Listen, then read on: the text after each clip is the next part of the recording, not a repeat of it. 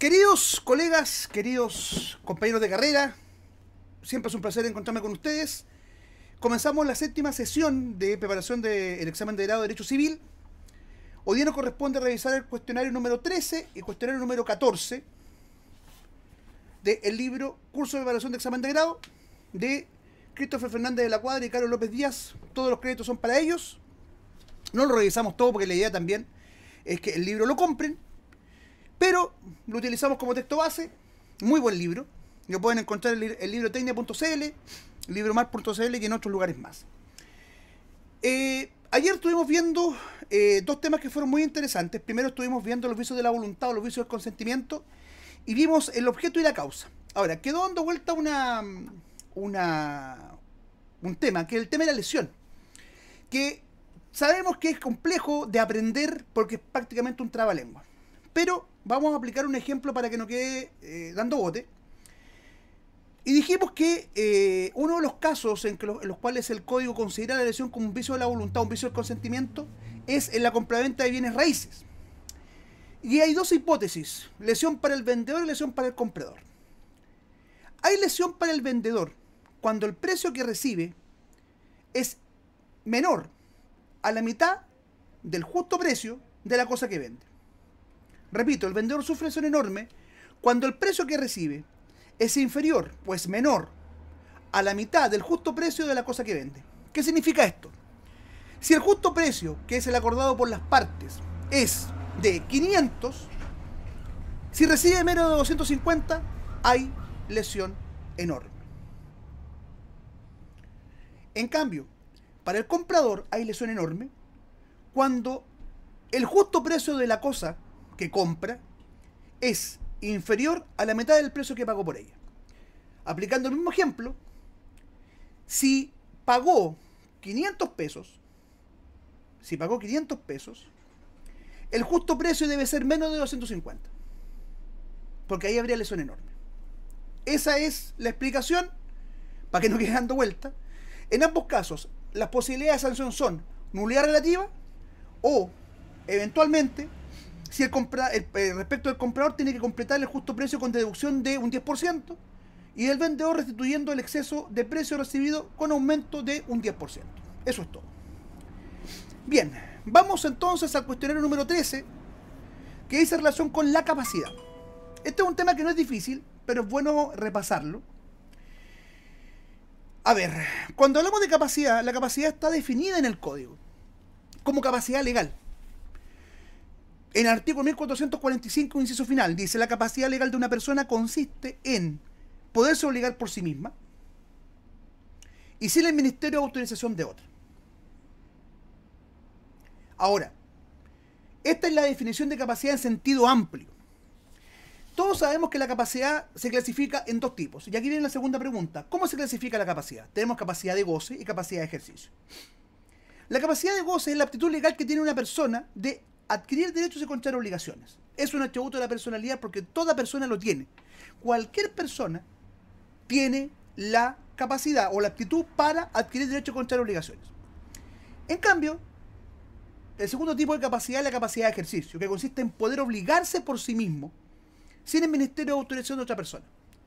Por lo tanto, esta segunda capacidad no todos la tienen. ¿Por qué razón?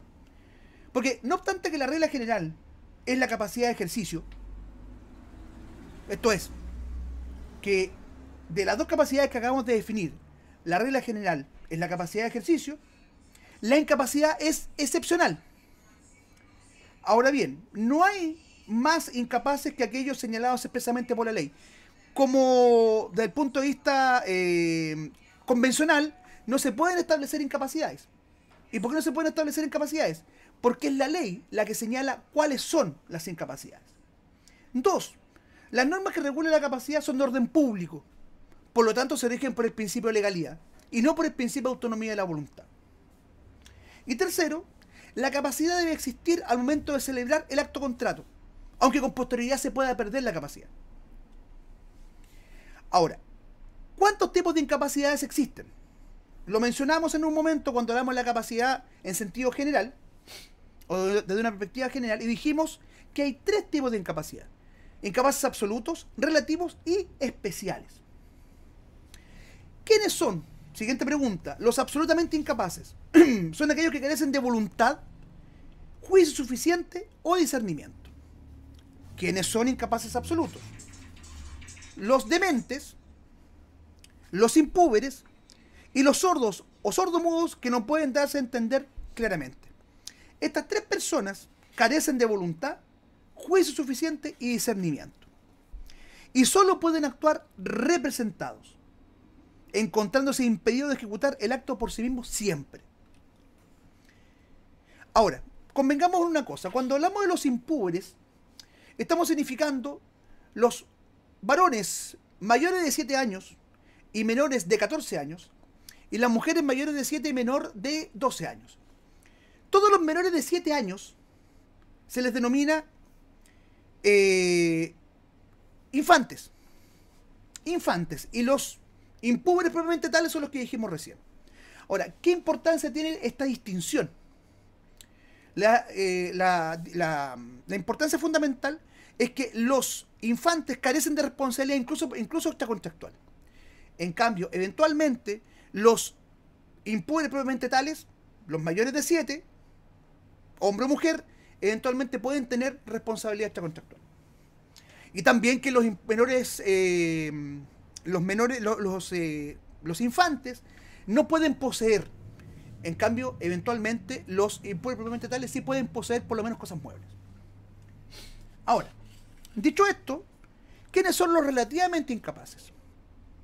Son aquellos a los cuales la ley, a pesar de reconocerles voluntad, el legislador estima su carencia de experiencia o prudencia para actuar en la vía del derecho.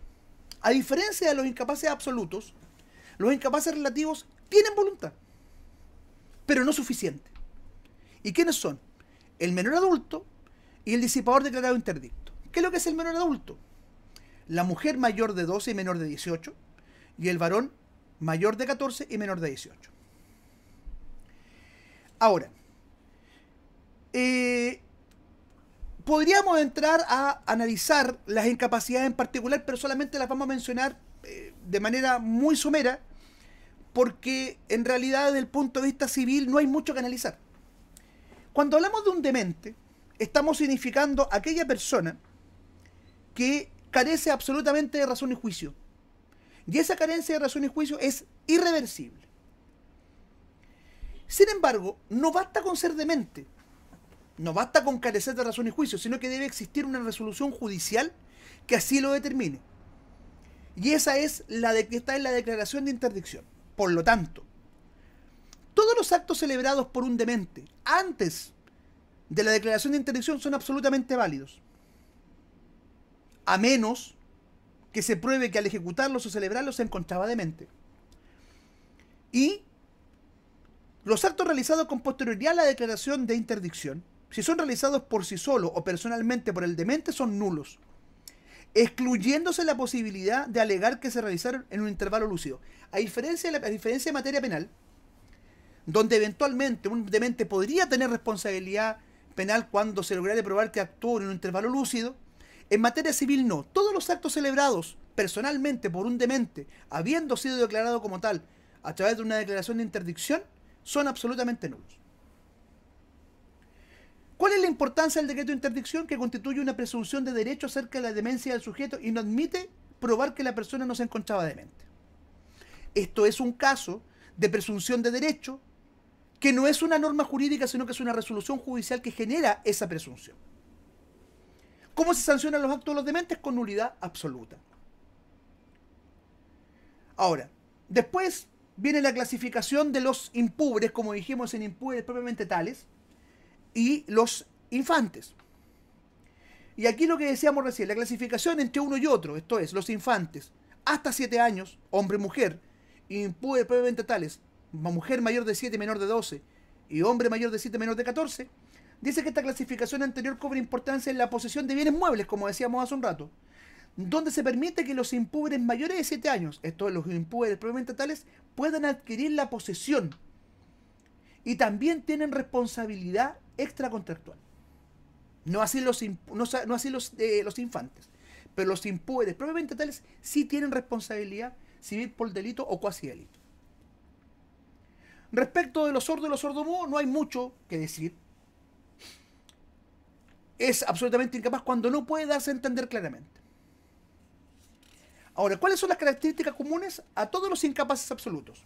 Nunca pueden actuar por sí mismos en el mundo jurídico, sino que requieren de representación. Si actúan por sí mismos, el acto se sanciona con nulidad absoluta. Los actos de los absolutamente incapaces ni siquiera producen obligaciones naturales. Y los actos celebrados por esto no admiten caución. Ahora, ¿por qué es importante? Porque en el caso de los incapaces relativos, estas consecuencias cambian. Ya dijimos que eran los incapaces relativos. El menor adulto, ya dijimos los rangos de edad, mujer mayor de 12 y menor de 18, hombre mayor de 14 y menor de 18, y los disipadores declarados interdictos. ¿Cómo pueden actuar los menores adultos? Representados, personalmente pero debidamente representados, y excepcionalmente por sí mismos. Repito, ¿cómo pueden actuar los menores adultos? Representados, personalmente pero autorizados, y excepcionalmente por sí mismos. ¿Cuándo? Administración de su peculio profesional. Cuando un menor adulto genera un dinero o un ingreso producto de una actividad laboral, él tiene plena administración de esos bienes, por lo tanto, en cuanto a esos asuntos, a esos actos, él puede actuar perfectamente por sí mismo. Puede disponer bienes por testamento y reconocer hijos, adquirir posesión de bienes muebles, como dijimos hace un rato, actuar como mandatario, etc. Siguiente pregunta: ¿quiénes son disipadores? Aquellos que de manera reiterada muestran una falta de prudencia y mesura en la administración de su patrimonio. Esos son los disipadores. En el fondo, el tarambana, el que toma todo lo que tiene y lo despilfarra. Pero para que sea declarada, para que sea un incapaz relativo, debe existir una declaración de interdicción. Y se aplica la misma regla que en el caso del demente. Todos los actos celebrados con posterioridad a la declaración de interdicción son nulos. ¿Y dónde se inscriben? En el registro de interdicción y prohibiciones de enajenar del CBR. ¿En qué casos el disipador puede actuar personalmente? Para casarse, para reconocer un hijo, para otorgar un testamento. Con esos tres nos quedamos: para casarse, para reconocer un hijo y para otorgar testamento. Características comunes a todos los relativamente incapaces: pueden actuar personalmente, pero cuando han sido debidamente autorizados por sus representantes, pueden actuar representados. Si actúan por sí mismos y sin autorización, sus actos adolecen de nulidad relativa. Por lo tanto, eventualmente esa nulidad se puede sanear por el transcurso del tiempo. Los actos de los menores adultos producen obligaciones naturales, no así el de los disipadores, porque recordemos que los actos celebrados por los disipadores, una vez declarada la interdicción, son nulos absolutamente. Estos actos celebrados por los relativamente incapaces, salvo el disipador, pueden admitir caución y también pueden ser ratificados o confirmados. Y después tenemos las incapacidades especiales. Aquí hay que tener mucho ojo, porque el artículo 1446 en su inciso final dice: además de estas incapacidades absolutas y relativas, hay otras particulares que consisten en la prohibición que la ley ha impuesto a ciertas personas para celebrar ciertos actos. Por ejemplo, como lo he dicho en más de alguna ocasión, ¿puede el tutor casarse con su pupilo? No, se puede casar con cualquier otra persona, pero no con el pupilo. ¿Puede el curador comprar los bienes del pupilo? Tampoco. Comprar cualquier otro, menos esos. Por lo tanto, las incapacidades relativas son, por decirlo de alguna forma, las incapacidades especiales, perdón, son prohibiciones expresas para determinadas personas, que respecto de cualquier otro acto tienen absoluta capacidad para poder celebrarlos. Ahora, ¿cómo se sancionan las incapacidades especiales? Si la norma es prohibitiva, nulidad absoluta. Si es imperativa, la regla general es la nulidad relativa. Recuerden, recapitulando, que las normas imperativas pueden ser de dos tipos. Imperativas propiamente tales, que son aquellas que permiten celebrar un acto, pero cumpliendo ciertas modalidades, ciertas condiciones, y tenemos la norma imperativa de requisito, que es aquella que permite celebrar un acto en principio prohibido cumpliendo ciertos requisitos. Terminamos la primera interrogación y nos vamos con el segundo cuestionario, que dice relación con las formalidades. Vimos voluntad, objeto, causa, capacidad y nos quedan las formalidades, requisitos de existencia del acto jurídico. ¿Qué son las formalidades del acto jurídico? Son requisitos externos de que puede estar rodeado un acto jurídico y que son establecidos por la ley con distintos objetivos y cuya sanción acarrea las consecuencias que en cada caso la ley establece. Cuando hablamos de formalidad, estamos significando requisitos externos al acto, que son establecidos en base a diversos criterios, que los vamos a revisar ahora, y cuya omisión produce determinado tipo de sanción. ¿Cómo se clasifican las formalidades? Tenemos solemnidades propiamente tales, formalidades habilitantes, formalidades por vía de prueba y formalidades de publicidad. ¿Qué son las solemnidades propiamente tales? Son requisitos externos prescritos por la ley como indispensables para la existencia misma o la validez del acto, exigido en atención a la naturaleza o especie del acto jurídico. Repito, las solemnidades propiamente tales son requisitos externos prescritos por la ley como indispensables para la existencia misma del acto jurídico y que se exigen en atención a la naturaleza o especie del acto contrato. Por lo tanto, estos requisitos externos que establece la ley como indispensables para la existencia misma del acto jurídico y que son establecidos en razón de en atención a la naturaleza del acto contrato, pueden ser de dos tipos. Uno, solemnidades exigidas para la existencia del acto jurídico y solemnidades exigidas para la validez del acto jurídico. Las solemnidades exigidas para la existencia del acto jurídico, en este caso la solemnidad constituye el único medio a través del cual el autor o las partes que celebran el acto pueden manifestar su voluntad. No hay otra forma. Si esta solemnidad falta, el acto es inexistente o habrá nulidad absoluta. Por ejemplo, en el contrato de promesa, ¿cuál es la solemnidad? Que debe constar por escrito. Si la promesa no consta por escrito, no hay promesa. ¿Cuál es la solemnidad de la compraventa de bienes inmuebles? La inscripción del título traslaticio de dominio en el registro de propiedad del conservador de bienes raíces. Y que tiene que ser, en este caso, la solemnidad, la escritura pública. Ojo, la escritura pública. La tradición se efectúa a través de la inscripción. ¿Pero cuál es la solemnidad? La escritura pública. La compraventa de bienes raíces no se puede celebrar, no se puede reducir a escritura privada, a instrumento privado. Tiene que ser por escritura pública. Y la tradición se realiza a través de la inscripción de esa escritura pública en el registro de propiedad del conservador de bienes raíces. Por lo tanto, la única forma en que se puede llevar a cabo la compraventa de bienes raíces es a través de escritura pública. Y la única forma de poder celebrar el contrato de promesa es a través de, también como dijimos, de escritura pública. Y tiene que ser por escrito. Y las segundas solemnidades son aquellas que se exigen para la validez del acto jurídico. En este caso, la solemnidad es un requisito para que el acto sea válido. No para que exista, sino que para que sea válido.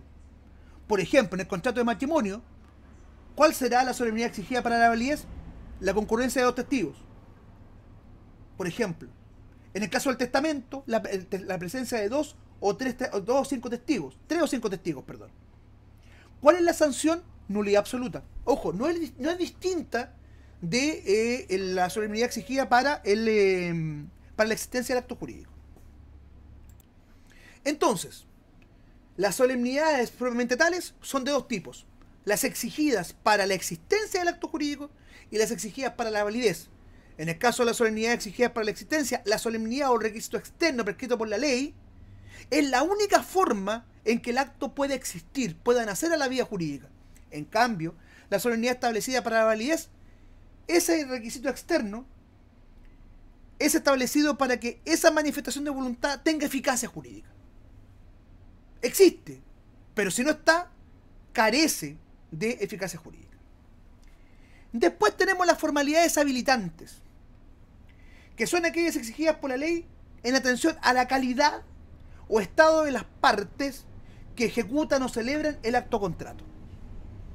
Las primeras, las propiamente tales, las solemnidades propiamente tales, son establecidas en atención a la naturaleza o especie del acto contrato.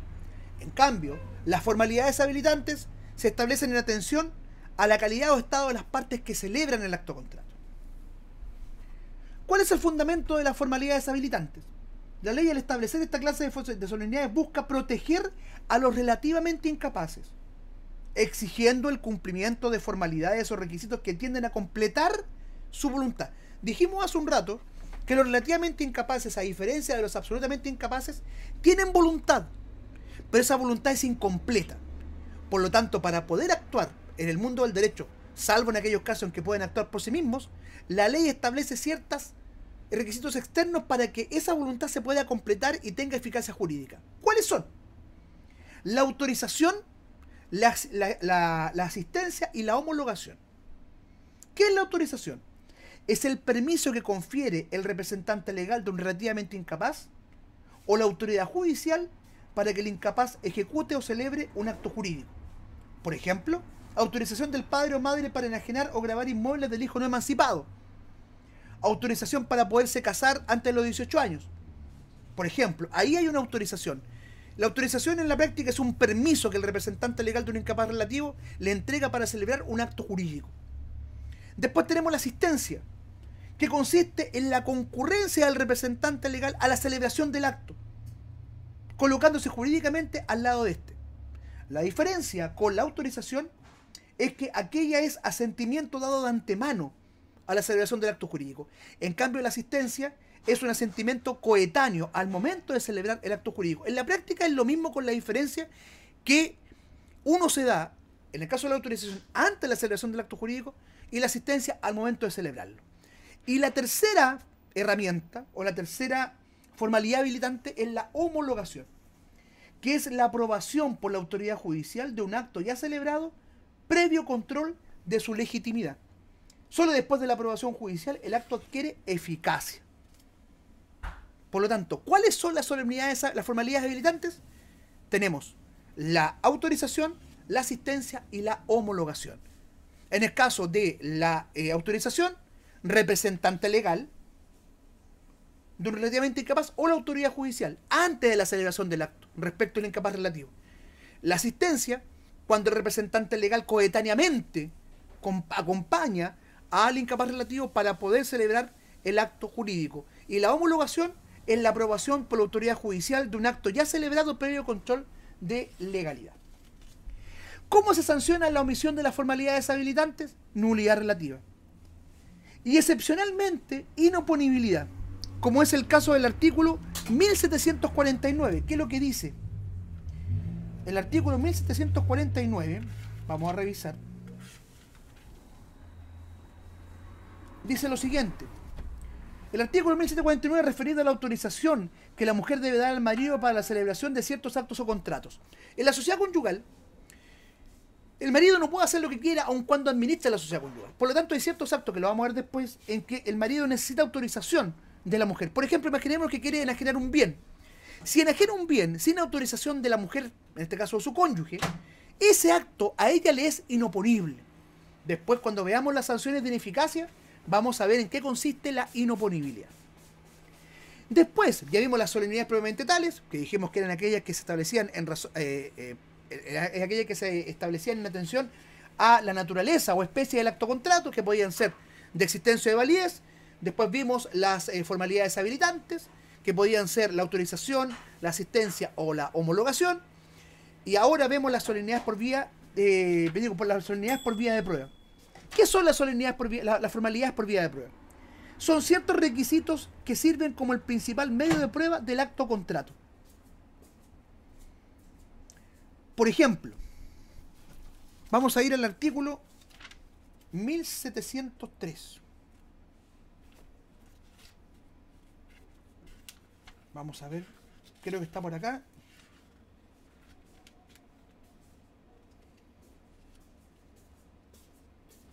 Voy a la casa. 1700 y 1701.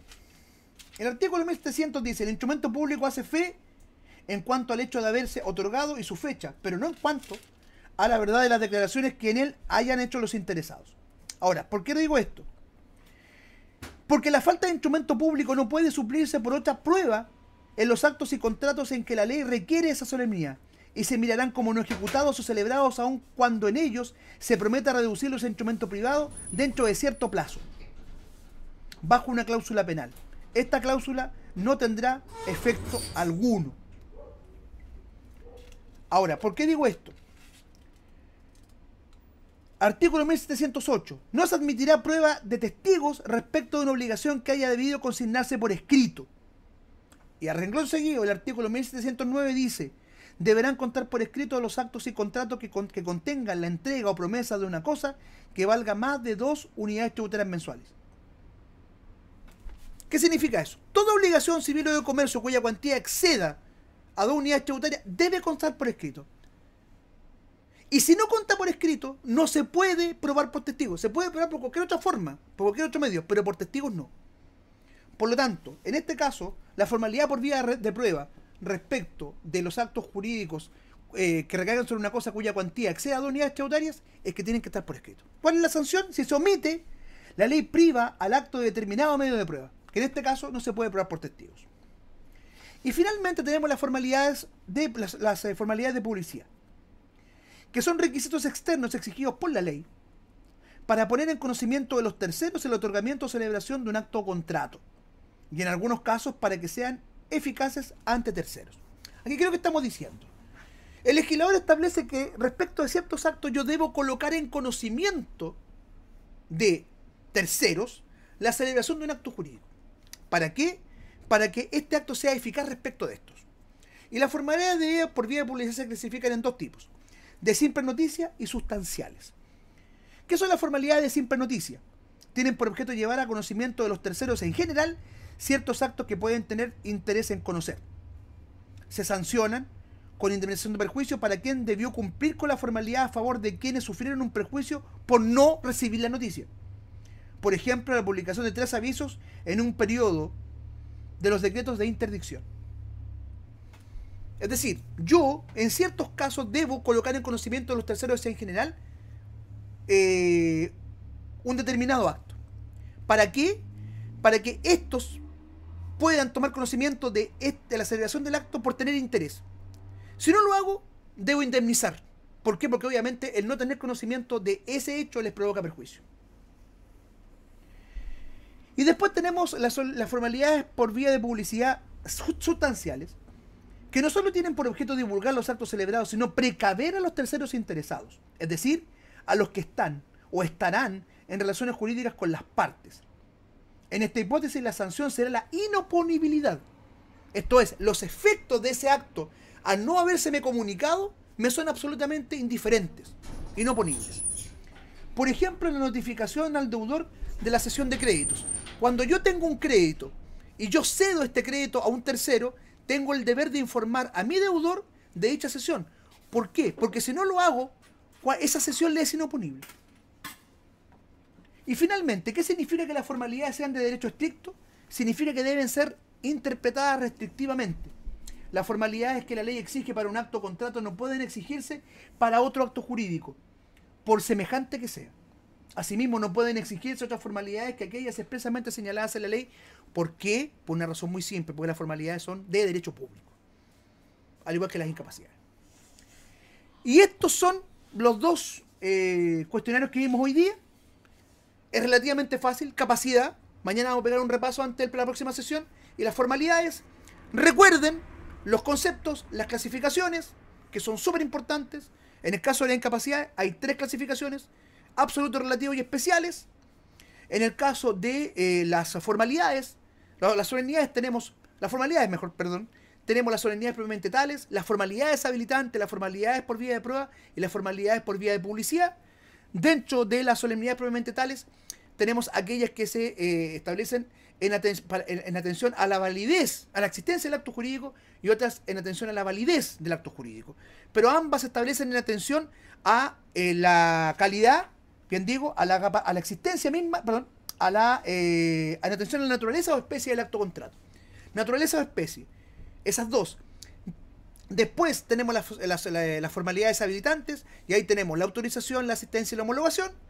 Después tenemos las solemnidades por vía de prueba, que en realidad es muy corto, Y después tenemos las formalidades por vía, las formalidades por vía de prueba, que son las formalidades por vía de prueba de mera noticia o de simple noticia y las formalidades por vía de prueba sustanciales. Bien, terminamos esta séptima sesión. Les recuerdo, todos los días subimos estos videos. Si quieren apuntes, me avisan. Hay un apunte muy bueno que les puedo compartir. La idea es que podamos estudiar y preparar el examen de Derecho Civil en 64 días. Desarrollando estos cuestionarios, podemos preparar el examen de grado en 64 días. Escúchenlo antes de dormir y al día siguiente lo repasan durante el día 2 o 3 veces y después continúan con el cuestionario que sigue. Y les puedo asegurar de que van a tener un nivel de retención maravilloso para poder preparar su examen de Derecho Civil. Recuerden los 4 pasos fundamentales para poder aprender cualquier institución del Derecho Civil: definición, requisitos, características, clasificación y eventualmente una quinta, que es la aplicación a un caso práctico, que después lo vamos a ir viendo. Después se van a venir videos sobre materia en específico que voy a comenzar a preparar, pero lo que me interesa es demostrar que a través del desarrollo de estos cedularios uno puede rendir un examen de grado de Derecho Civil no solamente aceptable, sino que un buen examen. Cuando terminemos acto jurídico, voy a compartir un cedulario de preguntas. Van a ser cerca de 250 preguntas sobre teoría de la ley, teoría de las personas, teoría del acto jurídico. Recuerden que lo que nos queda ahora, mañana en la sesión octava, es la teoría de la representación y la teoría de la simulación. Y con esto, después solamente nos quedan los efectos del acto jurídico y ineficacia, nulidad absoluta y nulidad relativa, para terminar estas 3 unidades: teoría de la ley, teoría de las personas, teoría del acto jurídico, y entrar a la teoría de los bienes. Les agradezco a esos 23 suscriptores que han creído en esta idea. Como les digo, yo estoy preparando mi examen de grado, pero yo lo preparo con ustedes, porque estos materiales yo los preparo para ustedes y también me sirve a mí para poder repasar. Por lo tanto, esto es absolutamente gratis, yo no cobro nada por esto. Más adelante, cuando ya esté titulado, voy a hacer tutorías pagadas, no ahora. Pero la mejor manera de apoyar esta idea, esta iniciativa, es suscribiéndose al canal. Dele ahí, aprieta el botoncito y va a estar ayudándome con esto. ¿Por qué? Porque yo quiero que esta idea se replique y que quienes estudien, quienes me acompañen en este estudio, nos vaya bien para el examen de grado, porque el conocimiento no se vende, el conocimiento se comparte, y cuando compartimos conocimiento hacemos una mejor humanidad de este mundo que está cayendo a pedazos. Así que les mando un abrazo, que tengan un excelente día, que aparezcan bien dependiendo de la hora que hayan visto este video, y nos vemos en la próxima sesión. Que tengan un buen descanso o un buen día. Cuídense mucho. Chao.